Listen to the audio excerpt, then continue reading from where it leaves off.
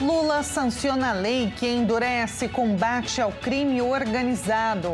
E você vai ver ainda. Ministro da Justiça e governador do Rio anunciam escritório emergencial para enfrentar crime organizado no estado.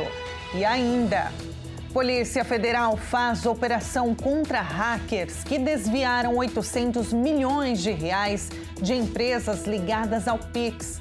Essas e outras notícias você confere agora no Redação Hit.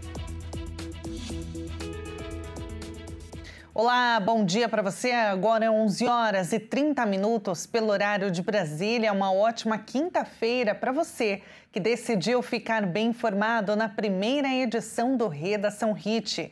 Vamos agora aos destaques deste dia 30 de outubro. O ministro da Justiça e da Segurança Pública, Ricardo Lewandowski, e o governador do Rio de Janeiro, Cláudio Castro, anunciaram a criação de um escritório emergencial para enfrentar o crime organizado no estado. O objetivo é melhorar a integração entre as esferas federal e estadual. O anúncio foi feito um dia após a mega operação policial que deixou, de acordo com a Defesa Civil, 132 mortos na zona norte do Rio. O ministro da Justiça e da Segurança Pública, Ricardo Lewandowski, e o governador do Rio de Janeiro, Cláudio Castro, anunciaram nesta quarta-feira a criação de um escritório emergencial para enfrentar o crime organizado no estado. O objetivo é melhorar a integração entre as esferas federal e estadual. A coordenação será compartilhada entre o secretário nacional de Segurança Pública, Mário Sarrubo, e o secretário de Segurança Pública do Rio, Vitor Santos. Nós todos temos que cooperar na nossa federação, esquecendo eventuais diferenças político-partidárias. Quer dizer, nós vivemos uma união federal. Então, o problema de uma unidade federal é o problema de toda a união de estados membros desta federação. O desejo real de que isso se torne o início de um novo tempo, como eu falei, esse farol que a DPF nos coloca hoje, o para frente, o para trás, vocês já sabem a minha crítica, mas o para frente, que a gente possa realmente transformar isso em grandes ações. O anúncio foi feito um dia após a mega operação policial que deixou pelo menos 119 mortos na zona norte do Rio. Mais cedo, Lewandowski disse que o presidente Lula está estarrecido com o número de mortos na operação. O presidente inicialmente pediu que nós fizéssemos um apanhado geral do que aconteceu.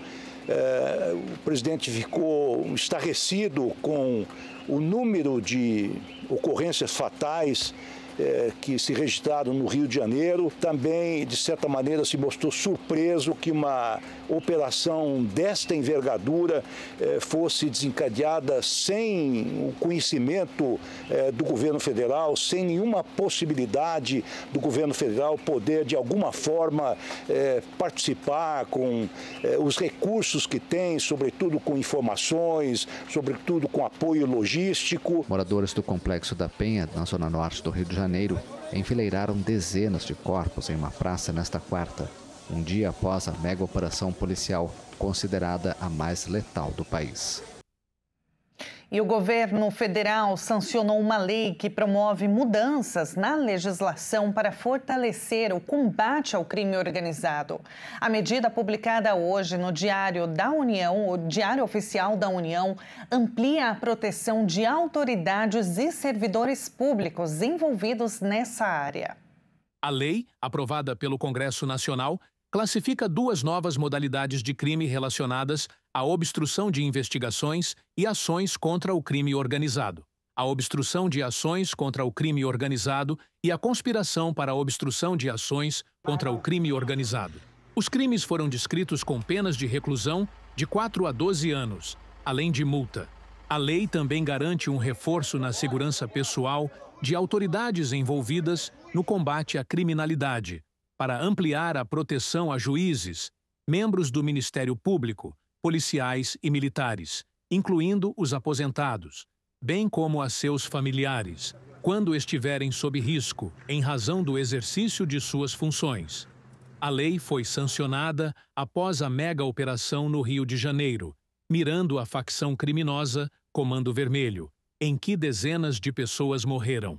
Entre as mudanças está a extensão expressa da proteção a profissionais que atuam nas regiões de fronteira, reconhecidas como áreas de maior vulnerabilidade e influência de facções criminosas e contrabando internacional. Tanto nos casos de obstrução quanto de conspiração, a nova lei determina que os condenados deverão iniciar o cumprimento da pena em presídios federais de segurança máxima. O mesmo se aplica a presos provisórios investigados por esses delitos, o que, segundo o governo, busca reduzir a influência de facções dentro do sistema prisional estadual.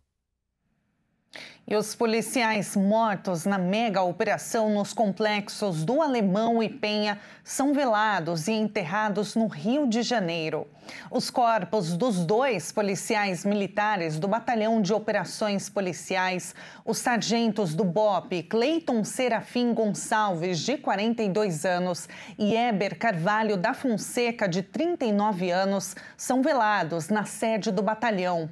Serafim será sepultado na cidade de Mendes, no interior do estado, e Carvalho no cemitério de Sulacap, na zona oeste da capital fluminense.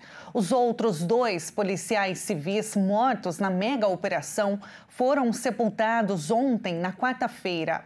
Marcos Vinícius foi enterrado no cemitério da Cacuia, na Ilha do Governador, na zona norte do Rio, e Rodrigo Cabral no Memorial do Rio, no bairro Cordovil. Em nota, a Polícia Civil se solidarizou com os familiares dos policiais mortos e disse que, abre aspas, os ataques covardes de criminosos contra nossos agentes não ficarão impunes, fecha aspas. O BOPE publicou homenagens nas redes sociais aos 2 policiais militares mortos. E os casos confirmados de pessoas intoxicadas por metanol subiu para 59, segundo a atualização divulgada pelo Ministério da Saúde. O estado de São Paulo lidera o número de casos confirmados com 46. O número de pessoas que morreram em razão da intoxicação continua em 15, 9 em São Paulo, 3 no Paraná e 3 em Pernambuco. Outros 9 óbitos estão sendo investigados, 3 em Pernambuco, 2 no Paraná, 1 em Minas Gerais, 1 no Mato Grosso do Sul e 2 em São Paulo. O Centro de Vigilância Sanitária do Estado de São Paulo reforçou que bebidas alcoólicas de origem clandestina ou sem procedência confiável podem conter substâncias tóxicas e até letais e representam risco à saúde. Denúncias sobre possíveis irregularidades e suspeitas a respeito de bebidas adulteradas podem ser enviadas pelo Disque Denúncia 181 ou pelo site da Polícia Civil de São Paulo.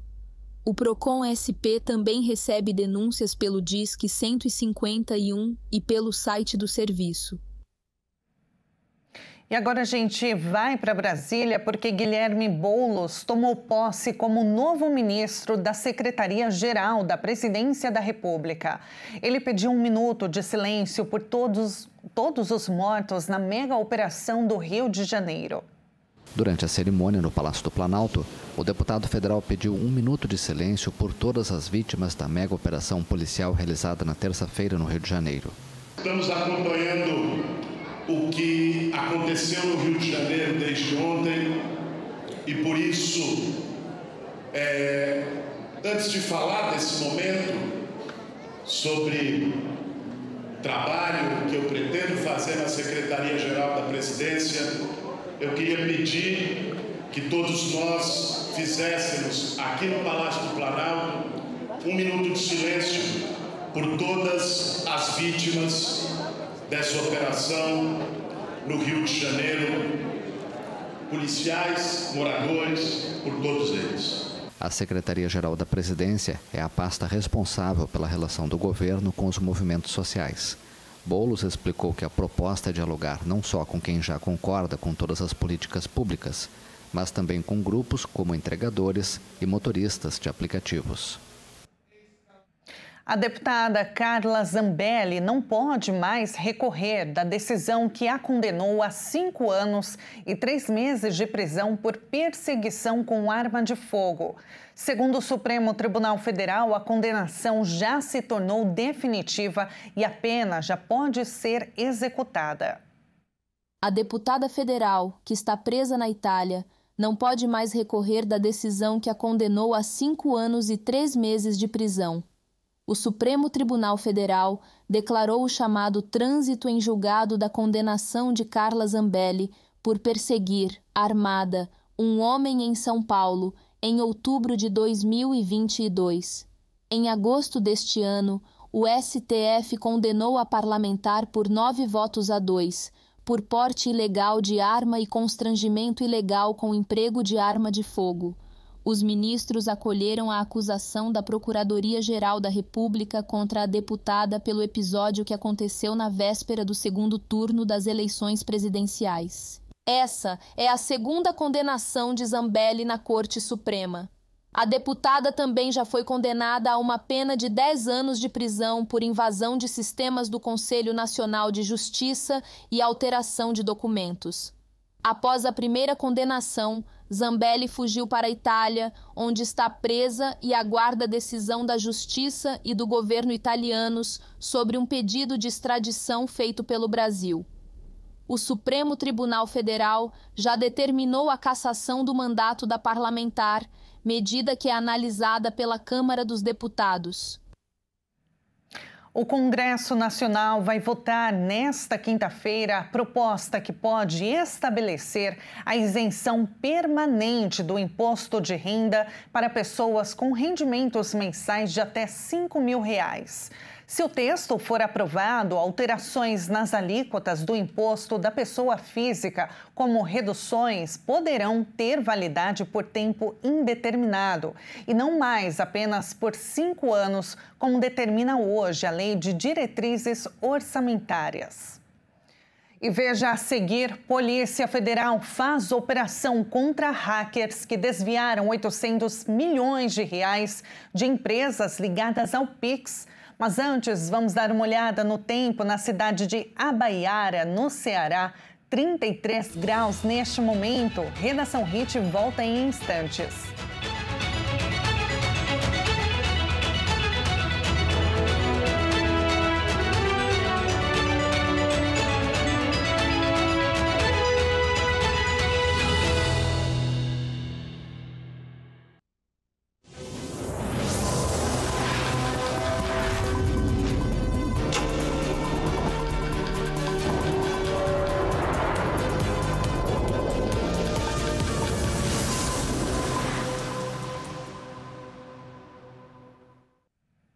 O Redação Hit está de volta agora no horário de Brasília, 11 horas e 45 minutos.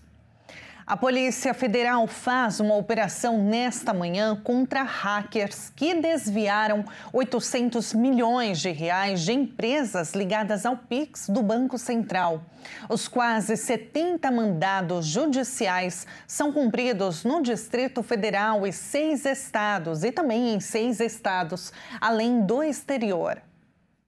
Agentes da Polícia Federal saíram às ruas para uma operação de grande porte contra um grupo de hackers suspeito de desviar cerca de 813 milhões de reais de empresas e instituições financeiras ligadas ao sistema de pagamentos instantâneos Pix. De acordo com os investigadores, os criminosos invadiram contas utilizadas por bancos e instituições de pagamento para gerenciar transferências de clientes. A ação policial cumpre 26 mandados de prisão e 42 de busca e apreensão em 6 estados: Goiás, Santa Catarina, São Paulo, Minas Gerais, Paraíba e Bahia, além do Distrito Federal. A operação também se estende ao exterior, com apoio da Interpol, em cooperação com as polícias da Espanha, Argentina e Portugal. A Justiça Federal determinou o bloqueio de 640 milhões de reais em bens dos investigados, que devem responder pelos crimes de organização criminosa, invasão de dispositivo informático, lavagem de dinheiro e furto mediante fraude eletrônica. A PF destacou que o grupo possuía alto nível de sofisticação tecnológica, capaz de acessar sistemas que interligam instituições financeiras ao Banco Central.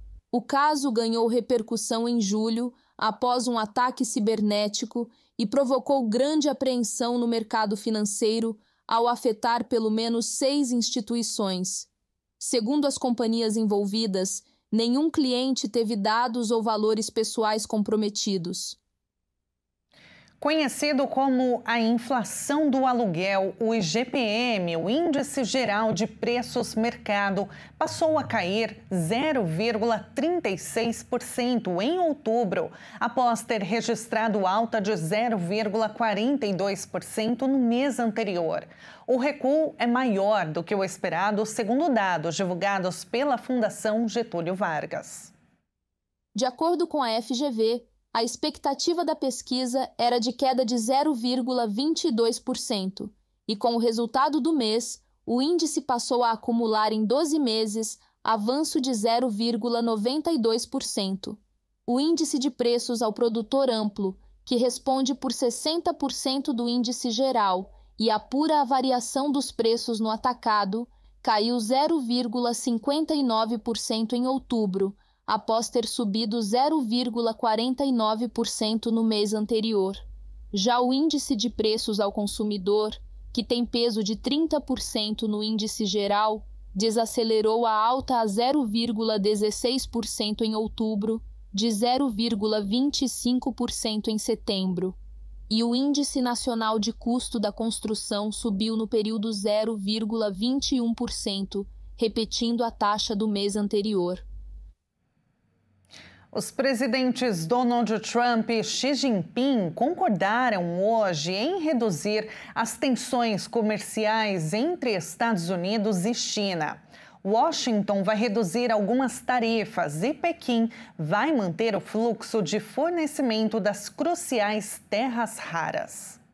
O presidente dos Estados Unidos, Donald Trump, anunciou que vai reduzir de 20% para 10% as tarifas aplicadas à China relacionadas ao fentanil, após uma reunião com o colega chinês Xi Jinping na Coreia do Sul.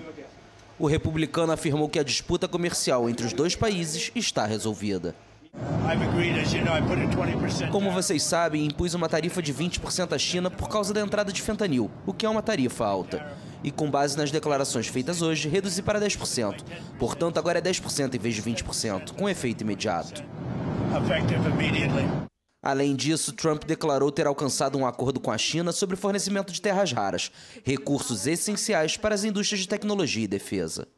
O bilionário explicou que o acordo terá validade de 12 meses e será renegociado anualmente.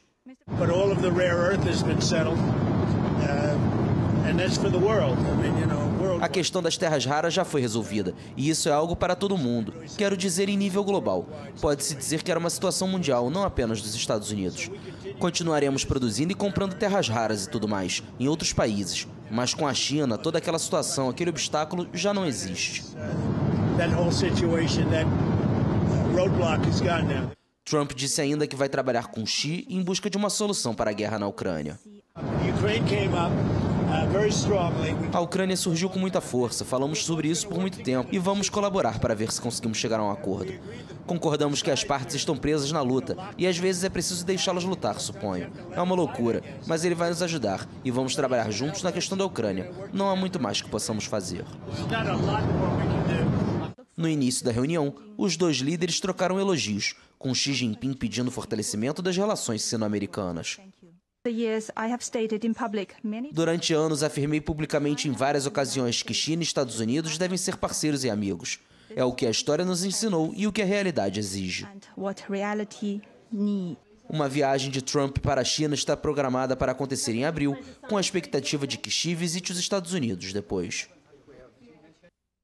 Pouco antes do encontro com Xi Jinping, Trump anunciou a retomada dos testes de armas nucleares dos Estados Unidos. A medida divulgada em suas redes sociais ocorre em meio à tensão crescente entre as potências e um dia após Vladimir Putin anunciar novos testes com tecnologia nuclear.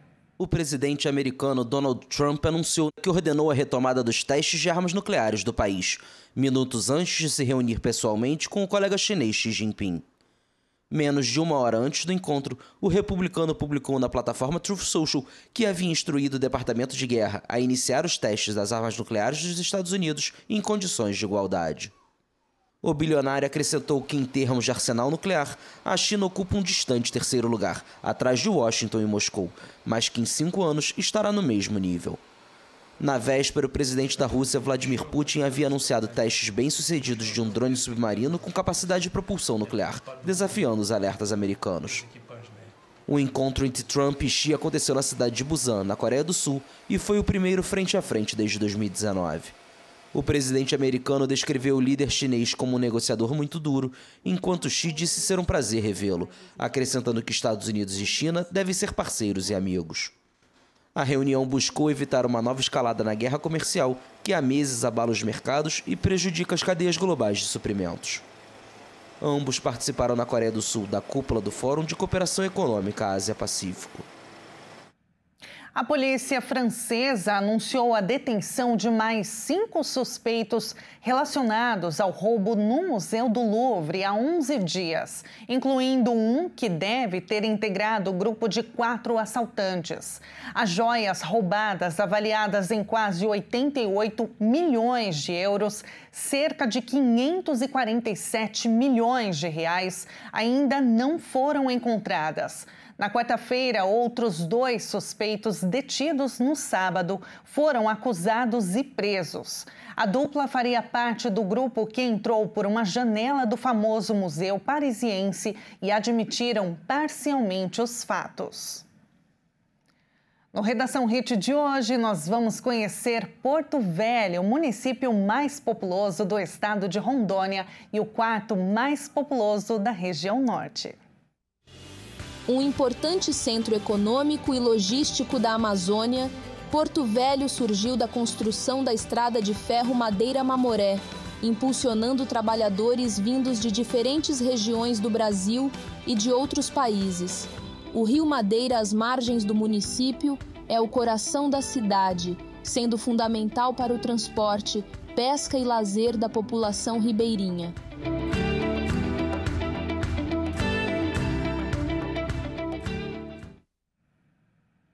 E vamos então com uma câmera ao vivo de Porto Velho. Neste momento, 26 graus por lá. E olha, uma curiosidade, Porto Velho é a única capital brasileira que faz fronteira com outro país, no caso a Bolívia.